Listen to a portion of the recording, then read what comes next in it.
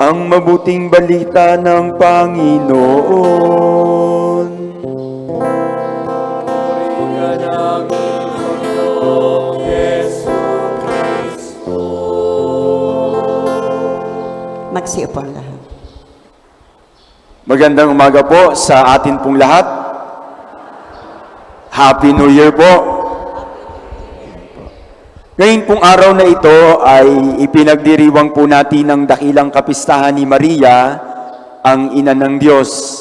Kaya nga po sa pagsapit din po natin ng bagong taon, maganda po natin na sinisimulan ang bagong taon na kasama si Maria.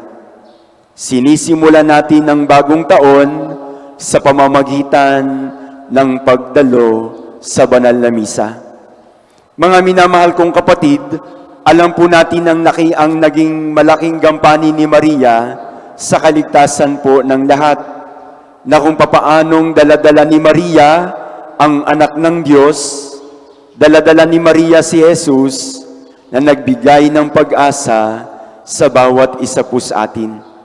At ang bawat isa po sa atin ay nakabilang bilang mga anak ng Diyos noong pong tayo ay binyagan.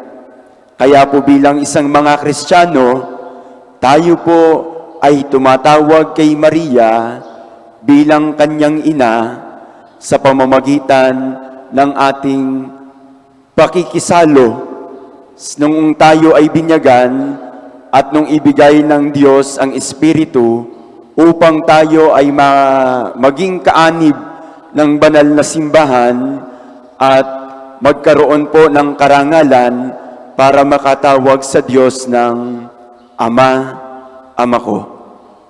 Ang bawat isa po sa atin ay tumatawag kay Maria bilang ina na atin pong nilalapitan sa tuwing tayo po ay nabibigatan sa mga pagsubok sa buhay.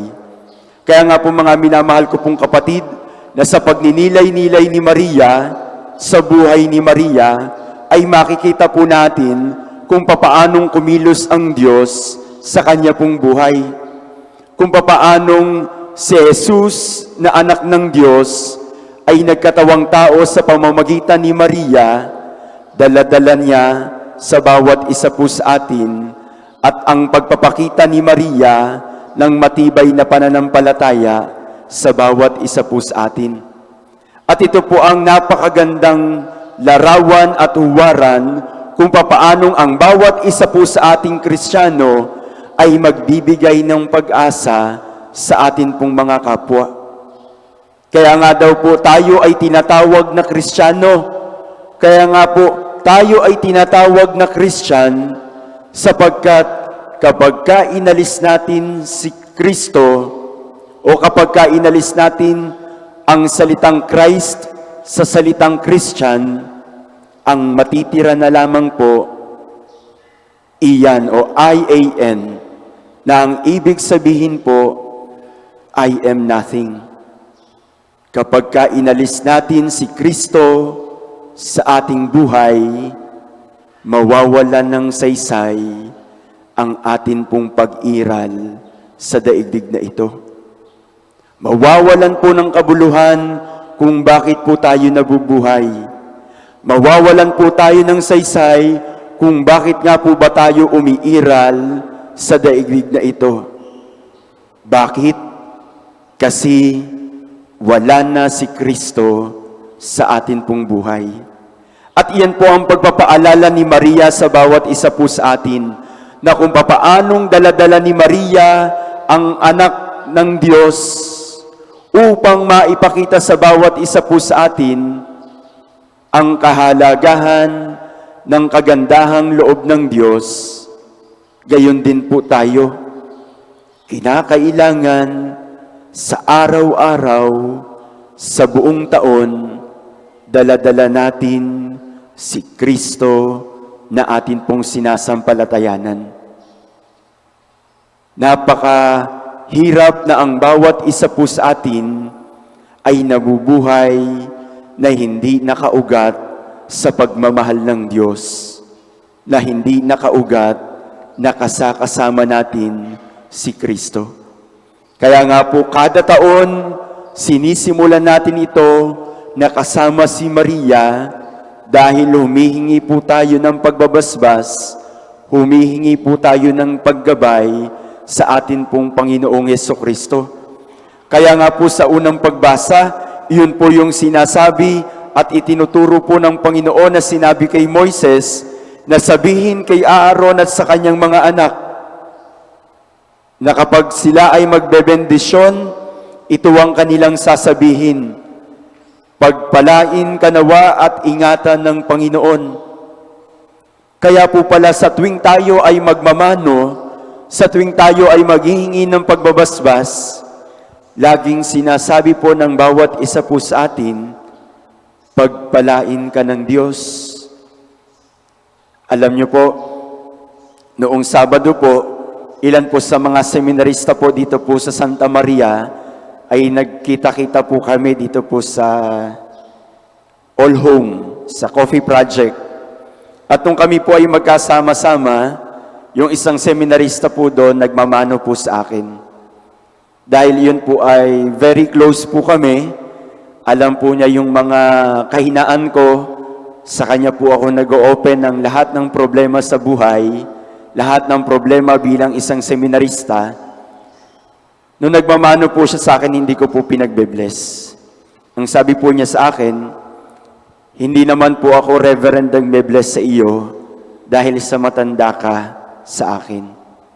Nagbe-bless ako kasi ordained minister ka na. Humihingi ako ng pagbabasbas sa iyo para ilapit mo ako sa Diyos. At doon ko po napagtanto na kahit po pala yung pagtingin ng ibang tao bilang isang matanda sa kanya pong kapwa at sa amin po bilang isang mga ordained minister, ay kinakailangang igawad at ibigay yung pagbabasbas na hinihingi ng mga tao. Ibinibigay ng Diyos, humihingi tayo ng pagbabasbas sa mga taong nakatatanda sa atin, sa mga taong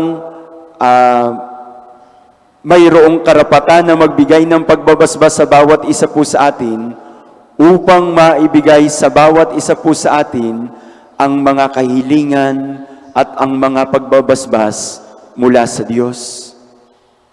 Katulad ng paglapit natin sa banal na misa na ito, sa pagdalangin ng mahal na Birheng Maria, humihingi tayo ng pagbabasbas sa mahal na ina upang nang sa gayon, patuloy tayong mailapit sa kanyang anak na si Jesus. Ikalawa, mga minamahal kong kapatid, na magandang pagnilayan natin sa pagsapit ng bagong taon ay ang pagnilay-nilayan ang mga mabubuting nangyayari sa atin pong buhay. Na kung papaanong simula sa pagbati ng anghel ng Panginoon hanggang sa kamatayan ni Jesus sa krus, pinagnilayan ni Maria ang mga pangyayari sa kanya pong buhay. Gayon din po tayo, sa nakaraang buong taon noong 2023, pagnilayan din natin at dalin po natin ngayong 2024 ang mga magagandang bagay na nangyari sa atin pong buhay.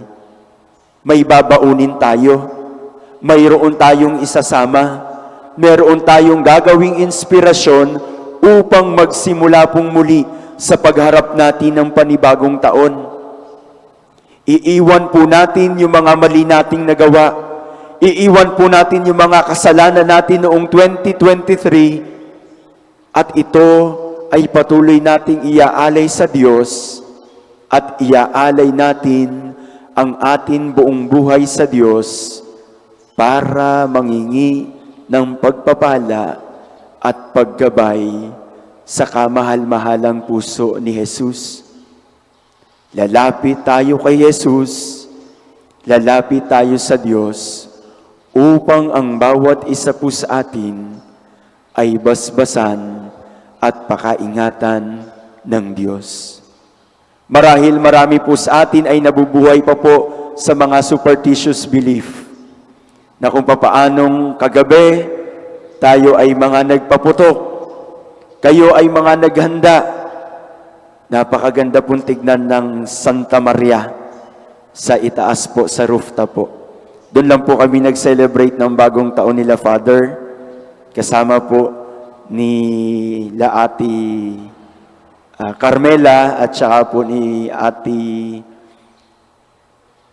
Krista at saka po nila Kuya Bert at Ate Olen.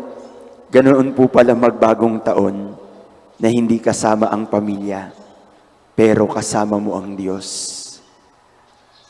Napakadami po nating superstitious belief na pinapractice pa rin po. Yan nga po, pagpapaputok, pag-iingay, paghahanda po ng kung ano-ano. Pero isa lamang po ang patuloy na magbibigay ng pagpapala sa bawat isa po sa atin.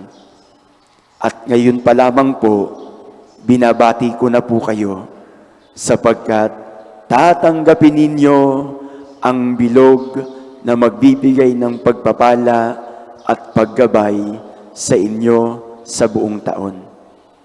Walang iba kung hindi si Jesus na nasa banal na Eucharistia.